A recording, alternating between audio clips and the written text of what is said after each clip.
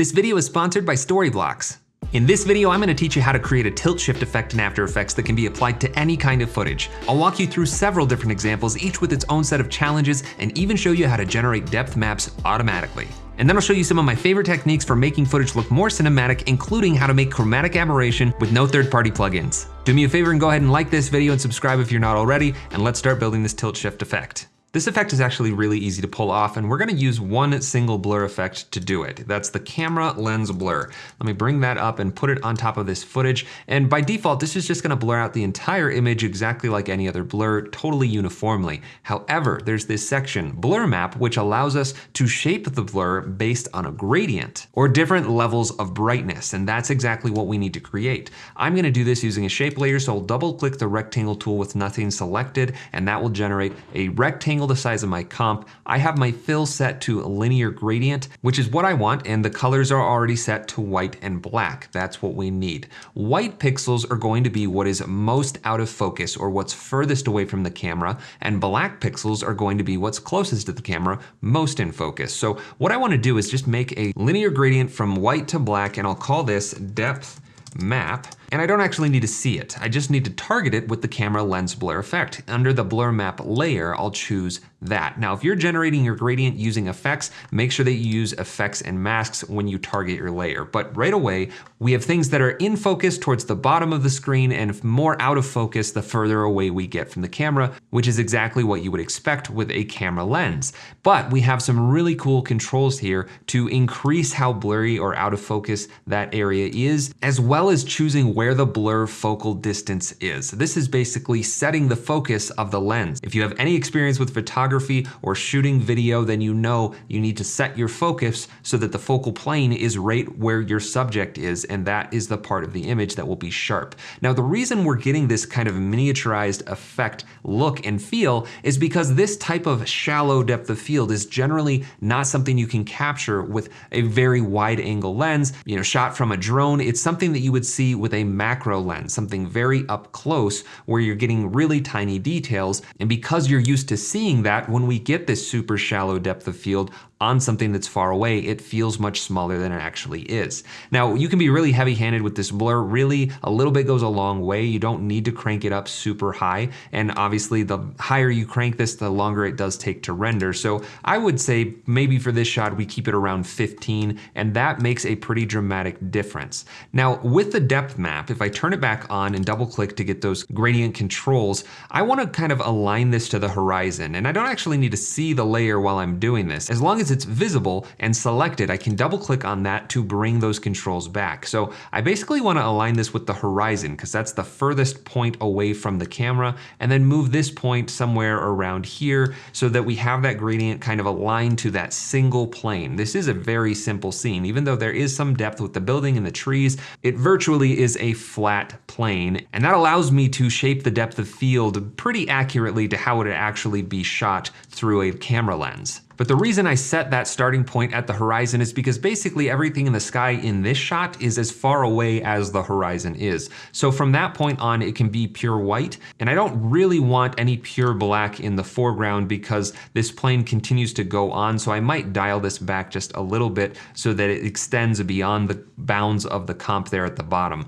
But I can, again, play around with the blur radius, move that blur focal distance around to really lock in what I want to be in focus, and we get this very cool miniaturized look. And we can push this even a little bit further if we want to play up the artificial vibe and put a vibrance effect just before the camera lens blur and increase that vibrance, which is just boosting the saturation a little bit more naturally. And it gives it kind of that artificial look where maybe this was a miniature set that was created in a studio instead of actual drone footage. It's a very cool look. But since this is such a simple example with just a single plane, I want to jump over to something that's a little bit more complicated, this shot of New York City. And this has many more planes, right? We still have the ground plane, but there's the sky in the background. There's this plane here of all the buildings on the side. There's another one here, and it ends at that point and then turns 90 degrees. So there's a lot more going on, and a single linear gradient isn't going to give us the same results. So we're going to have to build a depth map that fits this scene a little bit better. And by the way, all of the footage that you're seeing in this tutorial is from Storyblocks, the sponsor of this video. Storyblocks is a huge royalty-free stock asset library full of over 1 million 4K and HD footage clips, templates, music, sound effects, images, and more. Templates are an easy way to quickly enhance the production value of your videos with minimal effort by adding in motion graphics like title animations, overlays, logo reveals, and more. Choose from thousands of pre-made professional templates for your favorite editing program, including After Effects, Premiere Pro, or even Apple Motion to take your videos to the next level and speed up your creative workflow. You can learn more about Storyblocks by clicking the link down in the description. Thank you so much to Storyblocks for supporting my channel and for sponsoring this video.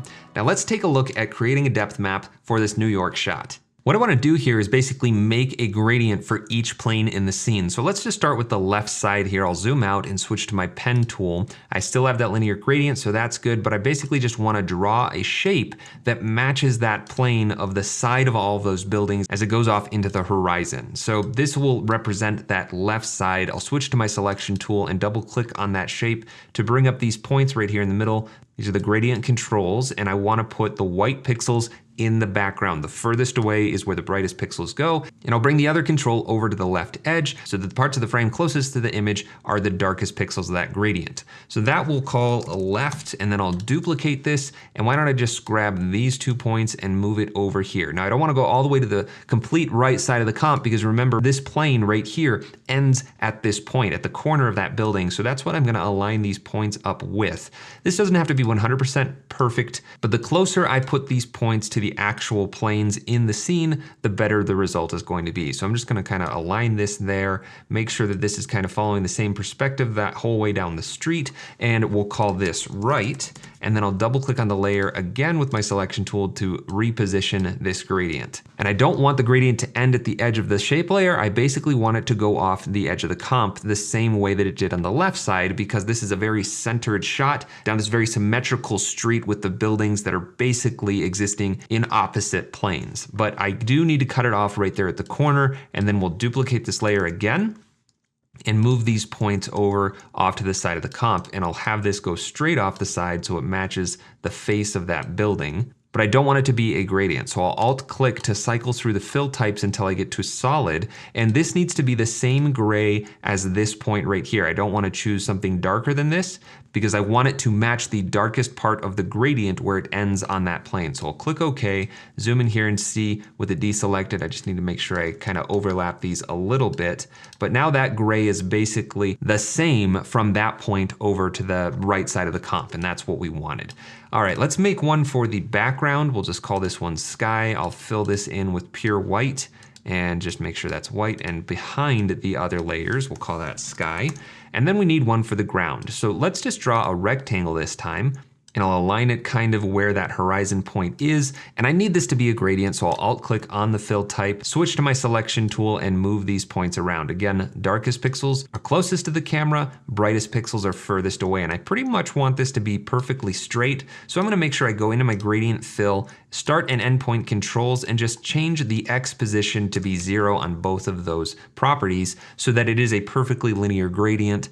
And all I need to do now is move that below all the other layers, and I'll rename this ground. So now I've kind of mapped out my own depth map using some gradients, mimicking these planes that are in my scene. I just need to pre-compose these now. So with all of them selected, I'll press Control-Shift-C or Command-Shift-C on a Mac, and I'll call this New York City Depth Map. Click OK. Move it to the bottom and turn the visibility off. And then I'll just add the camera lens blur effect to this one. So camera lens blur, we'll choose that depth map as our blur map, and I'll blur that out a little bit more strongly and zoom in to see how this is looking. Now, obviously that is really, really extreme. Maybe I'll just turn that down to around 30, and then I'll push the blur focal distance back a little bit until we get kind of that crosswalk nice and sharp and focused. This actually worked out really well because it is a very boxy scene. We were able to use gradients in a very effective way. Even though there are some elements that would have more depth, it doesn't really come across as being inaccurate, and we can get away with what we have here. So I'm gonna just turn that blur radius down a little bit, but I do wanna point out something right here. You see this out of focus spot? That is called bokeh, and that is a representation of the actual lens of the camera, the blades that are on the aperture or the iris of the lens, and the shape that it actually physically basically was when the footage was shot on the camera. Obviously, this is being artificially generated by the camera lens blur effect,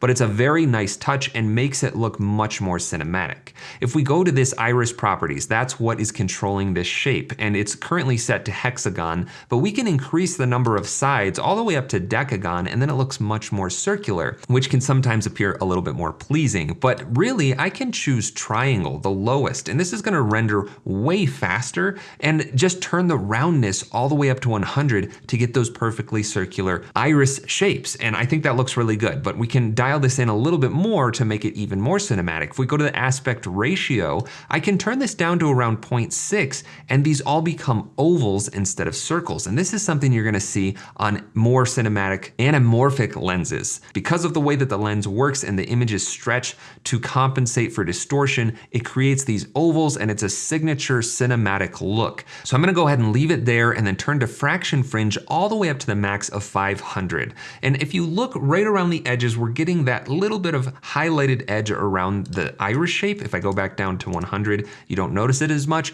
This again is something that just feels a little bit more organic and cinematic. So I'm gonna leave my iris settings like that. And now we're working with something that looks really pleasing. And I'll just lock in that focus right on the crosswalk there and play this back a little bit. And you can see that it just gives such a cool quality to this scene. And I could always mess around with the depth map. If I think that it's getting a little too sharp closer to the screen, I could double click into this wall and bring this out a little bit. Same thing on the ground, I could pull that out a bit and see how that affects things. It's totally customizable since we're completely creating this ourselves right in After Effects. Now, you're not always gonna be so lucky with the footage that you're working with, and you might need something that's more accurate. And there's actually a really cool effect inside of Photoshop that will generate a depth map for us, and I'm gonna show you how to do that. So let's just disable the camera lens blur for a second, and I need to get a still frame of this shot into Photoshop. The way I like to do this is using Video Copilot's free Effects Console plugin. I'll link to that in the description, but I can bring that up with Control Space. This is FX Console, and with this button right here, I can copy to clipboard.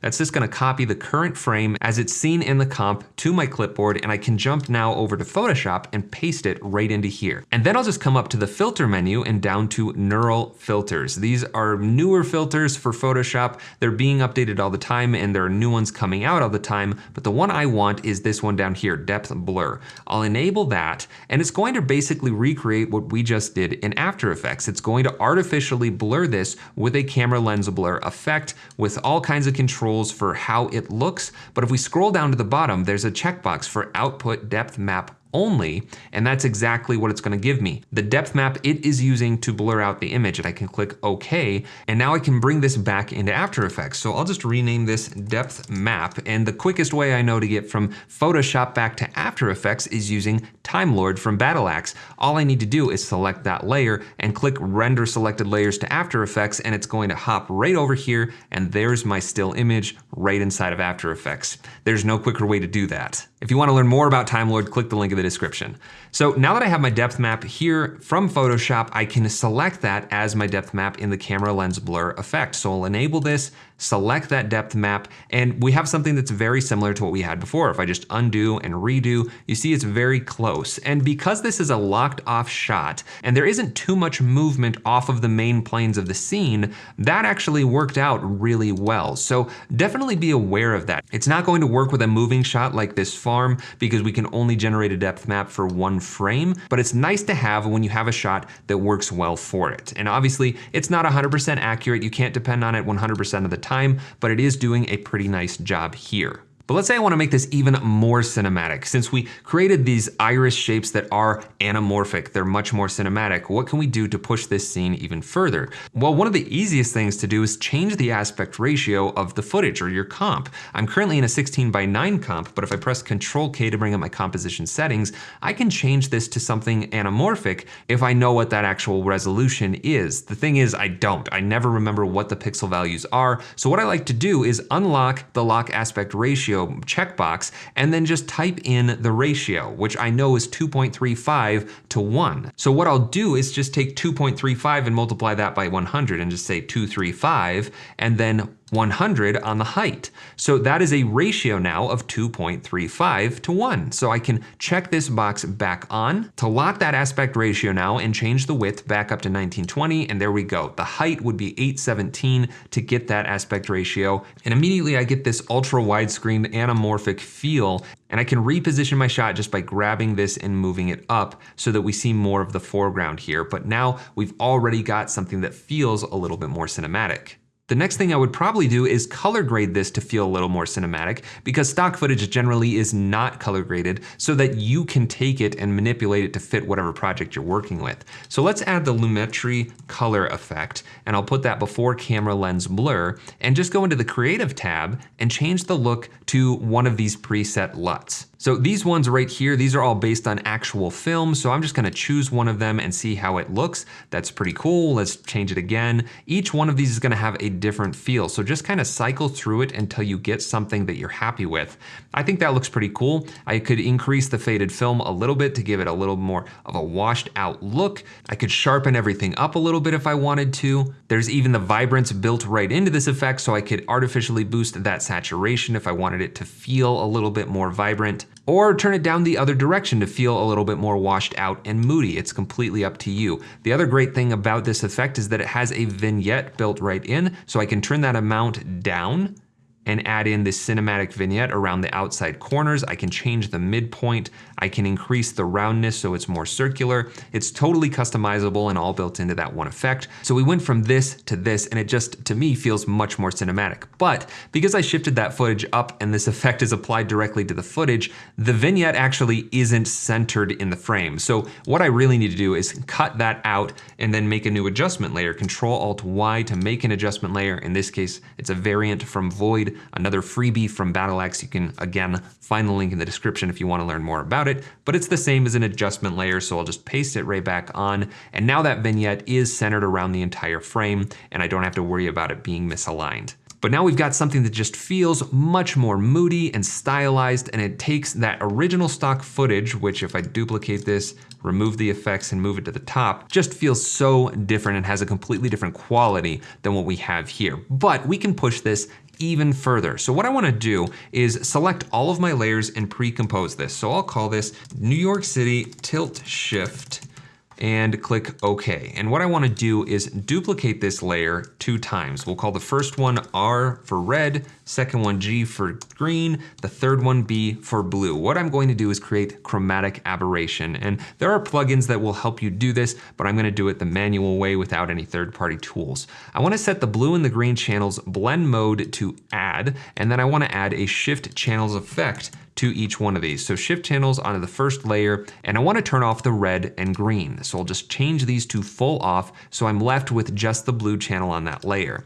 Then I'll copy that shift channels over to green, turn off the blue, turn the green back to green. And then I'll paste it on the red one more time, turn the blue off, turn the red to red, and now we're back to our original image since they're all being blended back together. Now what I can do is zoom in here nice and close so it's easy to see, and just click and drag the blue channel around, and this creates an aberration, chromatic aberration of those color channels separating. And if I grab the red channel and shift it the other direction, we're gonna see that. Now this is really extreme, I don't want that, so let me undo. And actually what I'd like to do is bring a new null object into the scene. So Control-Alt-Shift-Y, that'll create a void, which again is part of the void freebie from Battle-Axe, but it's the same as a null object right in the center of my composition. Now if I parent these layers to that void and bring up their position, it's all gonna be relative to that null object, so it's all zeroed out. What this allows me to do is shift everything symmetrically. So I can say 2 pixels on the X for the blue channel and then say -2 for the X on the red channel, and know that each channel is shifted 2 pixels in either direction. And that's what I want for this start of my chromatic aberration. But I want more chromatic aberration around the outside edges of my frame, and I'm going to do that by applying another effect. So let's just type in CC Lens in the effects and presets and bring that out right after shift channels. Now this is a very extreme effect by default, but what I want to do is just change the size all the way up to the max of 500 and zoom in here. What you'll see is that the further away we get from the center of the frame, the more that blue aberration is apparent, and that's because of this convergence. If I turn it it down to 0, we're not gonna see any difference. But as soon as I increase it, it's going to shift that out a bit. So let's just leave it at 0 and copy that effect over to the green and the red channels. And I'll start with the red because this is the one that I want to go out furthest. So I'll click and drag this, and maybe we'll set it to around 20. And then I'll grab the green and we'll knock 5 off of that. So we'll say 15 for the green, and the blue we'll say 10.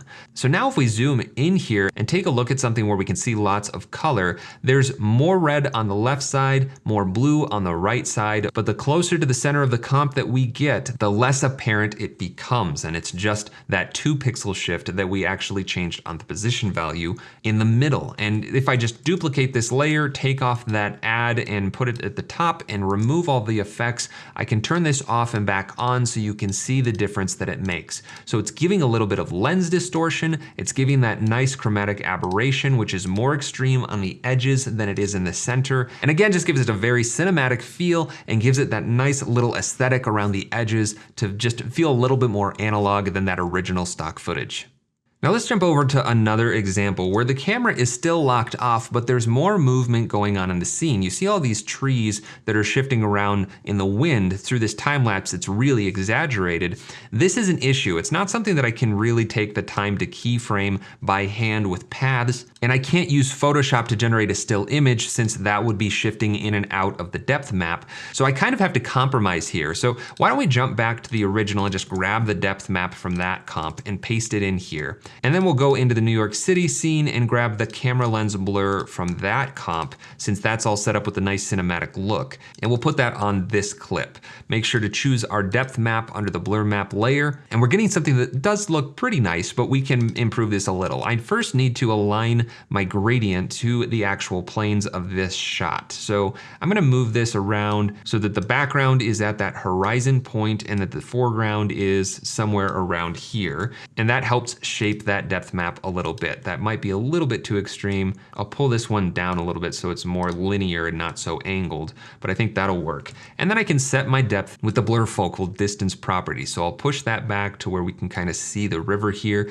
And this isn't 100% accurate, but it still does give that miniature tilt shift feel, and really you can get away with it. But there is actually a way that you can generate depth maps for footage. It's through a third-party tool called Depth Scanner. You can get it on AE Scripts, and I'm gonna show you what a difference that makes for this type of shot. Let me duplicate this, remove the effects, and I'll call this one Depth Scanner, and I'll apply the depth scanner effect to it. So I'm just gonna bring that out onto my layer, and immediately it generates a depth map. This is a GPU accelerated effect. If you have a GPU that it can take advantage of, I do, so I'm using it, but you saw just how quickly it was able to generate that depth map, and it works like magic. I'm seriously impressed at how well it works, and there are lots of settings to manipulate how this actually looks if you ever have any issues, but I don't think we're gonna need to do that. I'll just duplicate this layer and bring it on top and change the depth map to that depth scanner layer, choosing effects and masks this time.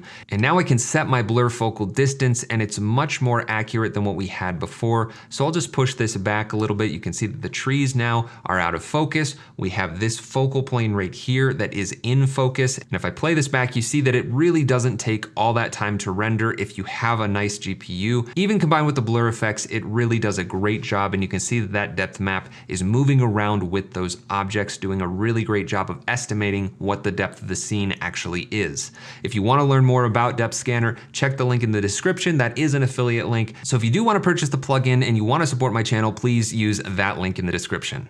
And just to show you some more examples, here's a shot of Prague. We can do the same thing. Depth scanner on top, it immediately generates that nice depth map. This scene is flat enough that you could probably get away with the linear gradient, but there are some changes in depth that this plugin is able to pick up on, and it does an incredible job at an incredible speed. So let's just copy that camera lens blur over again, choose the right layer, set the blur focal distance, and we immediately get that tilt shift look. It's so cool, and it does it so quickly. And jumping over to this next shot, I have some stock footage of some suburbs. It's just another drone shot flying over. I applied the same tilt shift effect, this time using the depth scanner plugin to generate a depth map that is much more accurate than if I were to just use that linear gradient. But I combined that with the RGB split that we created in the other comp, gave that lens distortion, the chromatic aberration, a little bit of a color grade, but I also added in some time warp using the time warp effect to create something that looks like this, that just feels really nice and snappy. It even kind of loops because of how quickly things are moving with the motion blur. You almost don't see that point where it jumps from the start to the end. I was really happy with the way that that turned out.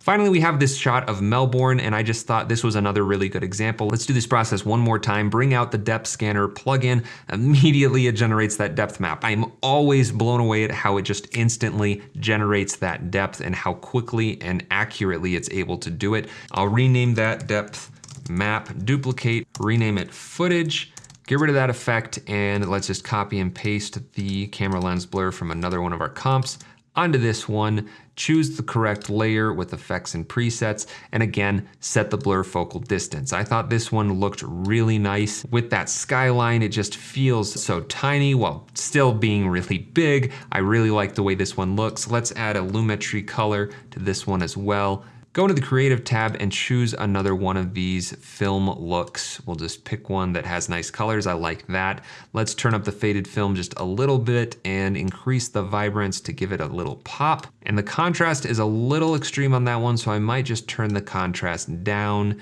maybe turn the exposure up so we see more of the city, less of the sky, and then jump down into the vignette tab at the very bottom, decrease that so we get a nice vignette around the edges. And just like that, we've miniaturized Melbourne. It's a really, really cool look. Let me know down in the comments if you have applied a tilt shift effect to any projects that you've used, and if you use this technique, be sure to tag me at JakeInMotion. I love sharing your work on Instagram and anywhere that I can. As always, don't hesitate to ask questions down in the comments. Don't forget to like and subscribe if you're not already so you can stay up to date with all of my tutorials. Thank you so much to all of my patrons. If you're interested in supporting more tutorials like this one, please check out my Patreon in the description. Thank you so much to Storyblocks for sponsoring this video, and thank you for watching. I'll see you in the next one.